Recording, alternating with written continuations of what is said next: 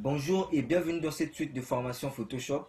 Aujourd'hui, nous allons apprendre l'interface de Photoshop en 5 étapes dont je vais illustrer étape par étape. Alors, la première étape, c'est la barre de menu. Dans la barre de menu, on y trouve les menus pour l'exécution des tâches organisées par sujet. On a Fichier, Édition, on a Image. Ce menu permet de changer le mode de l'image, les réglages, la taille de l'image, la taille de la zone de travail et d'appliquer une rotation de la zone de travail. On a Calque. Ce menu permet entre eux de créer un nouveau calque, de le dupliquer, modifier les propriétés du calque et son style de calque. On a Texte. Ce menu nous permet de modifier du texte. On a Sélection. Ce menu nous permet de tout sélectionner, désélectionner, resélectionner et de sélectionner tous les calques. On a Filtre. Ce menu contient tous les filtres d'effets ainsi que la galerie des filtres. On a 3D, Affichage. L'élément le plus important sur ce menu est Règle. CTRL-R. Il nous permet d'afficher la règle sur notre espace de travail. Ensuite, on a Fenêtre.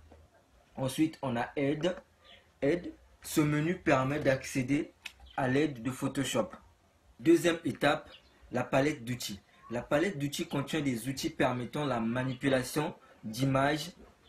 Les outils dans l'icône contient un triangle dans un coin inférieur droit, cache d'autres outils. Comme je viens ici, je fais un clic droit sur l'outil de déplacement. Voilà, ça me sort d'autres outils. Je viens sur l'outil recadrage, je fais un clic droit, ça me sort d'autres outils. Le pinceau, pareil, la gomme, pareil, l'outil texte, pareil, et l'outil rectangle, je fais un clic droit, ça me sort d'autres paramètres. Alors, dans les vidéos qui suivent, je vous expliquerai bien le fonctionnement et le rôle de chaque outil. Mais sur cette vidéo, nous nous concentrons sur l'interface de Photoshop. La troisième étape, c'est la barre d'options.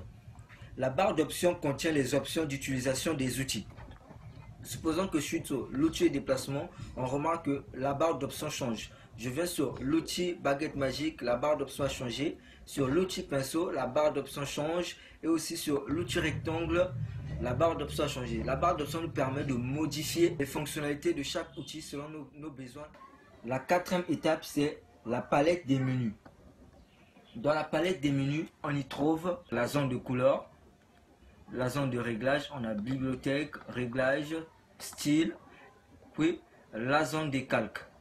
La zone de calque nous permet de gérer les calques d'une image. C'est ici que l'on peut superposer dans l'ordre. C'est également l'endroit pour renommer les calques. Alors, la cinquième étape, nous allons apprendre comment réorganiser l'interface de Photoshop. Cette interface est plus basée dans ce côté. Quand nous rentrons ici, on voit les indispensables 3D, mouvement. Ça nous permet d'animer, de créer des motifs ou même une vidéo aussi sur Photoshop. Peinture, typographie, photographie, réinitialiser les indispensables, nouvel espace de travail, supprimer l'espace de travail. On va donc apprendre comment ça marche. Là, nous avons la palette des couleurs. Dans ce secteur là, nous avons la palette des couleurs. Il y a la couleur et le nuancier.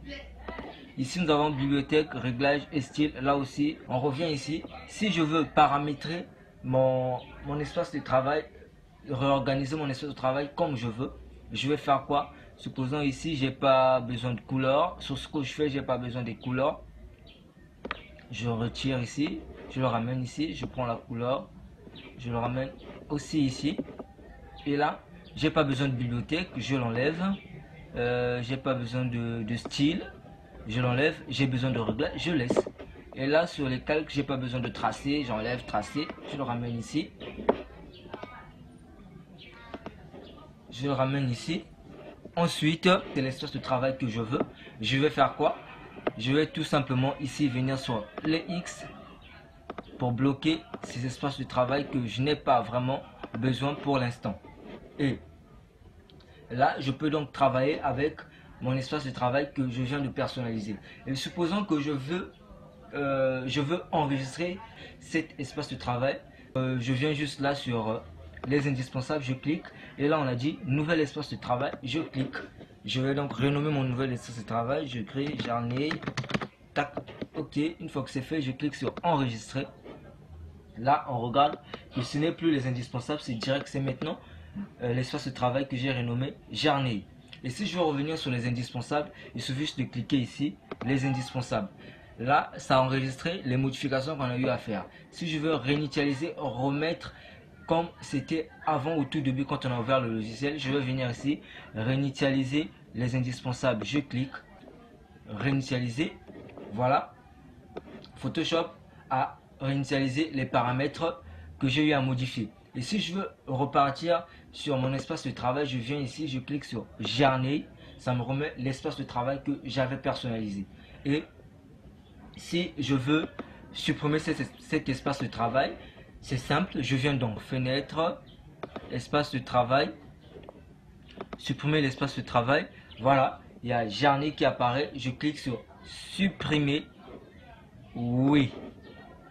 Et là, quand on revient sur cet onglet, on sort, il n'y a plus l'espace de travail Jarney. Là, c'est tout est redevenu comme avant. Donc, si vous croisez un problème un jour, vous pouvez revenir et que vous trouvez votre espace de travail comme ça. Ne vous inquiétez pas, vous venez juste ici. Vous aurez qu'à les remettre sur les indispensables. Laissez-moi un pouce et si vous n'êtes pas encore abonné, abonnez-vous dès maintenant et faites sonner la cloche pour ne pas manquer les prochaines vidéos.